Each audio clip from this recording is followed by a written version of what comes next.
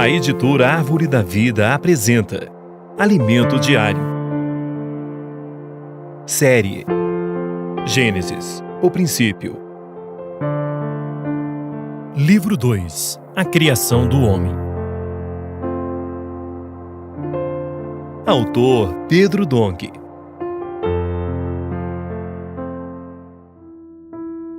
Semana 3. No 7º dia, Deus descansou de toda a obra que fizera. Quarta-feira. Ler com oração. E será pregado este evangelho do reino por todo o mundo, para testemunho a todas as nações. Então virá o fim. Mateus 24:14. Manter-nos sóbrios e vigilantes. O profeta Daniel teve a visão das 70 semanas. 70 semanas estão determinadas sobre o teu povo e sobre a tua santa cidade, para fazer cessar a transgressão, para dar fim aos pecados, para expiar a iniquidade, para trazer a justiça eterna, para selar a visão e a profecia e para ungir o Santo dos Santos.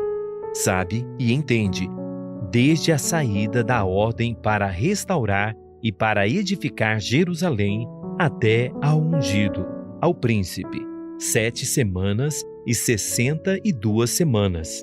As praças e as circunvalações se reedificarão, mas em tempos angustiosos. Depois das 62 semanas, será morto o ungido e já não estará. E o povo de um príncipe que há de vir destruirá a cidade e o santuário, e o seu fim será num dilúvio, e até ao fim haverá guerra. Desolações são determinadas. Daniel 9, 24 a 26. Essa profecia determina 70 semanas para o término da história dos judeus. A restauração de Jerusalém aconteceu com a reconstrução dos muros por Neemias. O templo já havia sido restaurado, mas sem os muros, a cidade não possuía governo. Neemias levou 7 semanas de anos para reconstruí-los. Os versículos também mencionam que, após 62 semanas, seria morto o ungido, que é Cristo. Então, são 7 semanas de anos para restaurar Jerusalém e mais 62 semanas até a morte de Cristo, totalizando 69 semanas. Portanto, 69 semanas da profecia já se cumpriram, faltando apenas uma semana, isto é, 7 anos para o fim da história do povo de Israel. A morte de Cristo ocorreu no ano 29 depois de Cristo, mesmo ano em que a igreja surgiu. Com o início da igreja, a contagem do tempo da história do povo de Israel foi interrompida. Considerando que a história da igreja durará 2000 anos, isso se completaria no ano 2029. Já estamos em 2025. Logo, teríamos apenas 4 anos até a história do povo de Israel voltar a correr. Suponhamos que, após o término da era da Igreja, em 2029, tenha início a contagem dos 7 anos dos judeus. Poderíamos inferir que o final dos 6.000 anos seria em 2036, 2029 mais 7. Sendo que desses 7 anos, 3 anos e meio são de bonança e 3 anos e meio de grande tribulação. Dos primeiros 3 anos e meio, a igreja participará. Assim, a partir de 2029, começaria a grande tribulação. Isso significa que, provavelmente, entre 2025 e 2026, teria de surgir o homem que fará uma grande aliança de paz, o Anticristo. Não estou especulando datas, pois a Bíblia diz: a respeito daquele dia e hora ninguém sabe, nem os anjos dos céus, nem o Filho, senão o Pai. Mateus 24, 36. Essa contagem é para manter-nos vigilantes e com noção da urgência do tempo. Não somos aqueles que zombam da vinda do Senhor, dizendo que ela é apenas uma fábula. Somos filhos do dia e vivemos apercebidos, para que aquele dia não nos apanhe de surpresa. Vivamos de maneira sóbria e vigilante. Portanto, os adolescentes devem concluir seus estudos, os jovens, a faculdade. Os adultos continuem em seus trabalhos e os colportores continuem nas ruas pregando o Evangelho. Aqueles que querem casar-se, que se casem, e quem quiser ter filhos, que os tenha. Não use essa indicação de datas para abandonar tudo, sob o pretexto de que está aguardando a volta do Senhor. Lembre-se de que 2 estarão no campo e 2 estarão no moinho, mas apenas um de cada grupo desses será tomado. Isso mostra que todos estavam envolvidos em atividades seculares.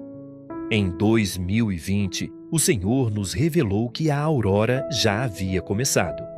Prova disso são os adolescentes, que caíram como gotas de orvalho, formando um exército de jovens santos. Eles amam a palavra com simplicidade e reverência.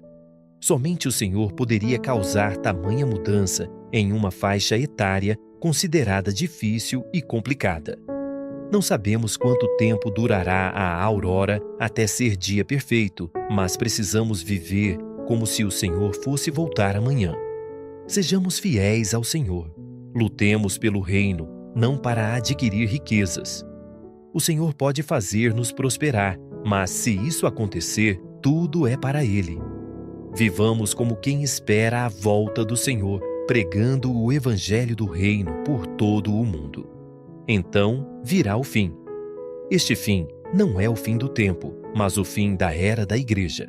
Ainda haverá 1000 anos, nos quais Cristo reinará e Deus terá descanso.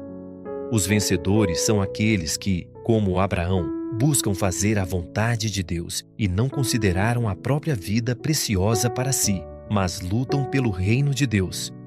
Todos somos candidatos a vencedores e, se perseverarmos até o fim, reinaremos com Cristo por 1000 anos. Esse será o 7º dia. Satanás será preso, mas, no final do milênio, será solto e provocará a última rebelião.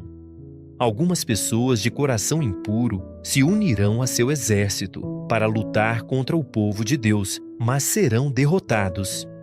Por fim, Satanás será lançado definitivamente no lago de fogo e enxofre. Deus fará seu último julgamento no trono branco e os mortos serão julgados. O tempo existe para fazer a vontade de Deus. Logo, quando ela for cumprida, o tempo terá seu fim. Quando tudo estiver sujeito ao encabeçamento de Cristo, não haverá mais necessidade do tempo. Nesse último julgamento, ainda a morte e o inferno, Hades, serão lançados para dentro do lago de fogo.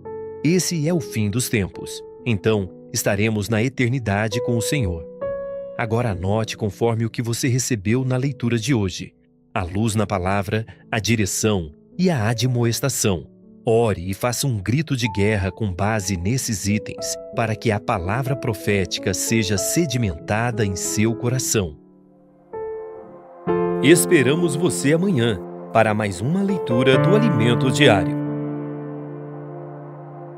Baixe e desfrute do nosso aplicativo EAD Play, disponível na Play Store e App Store.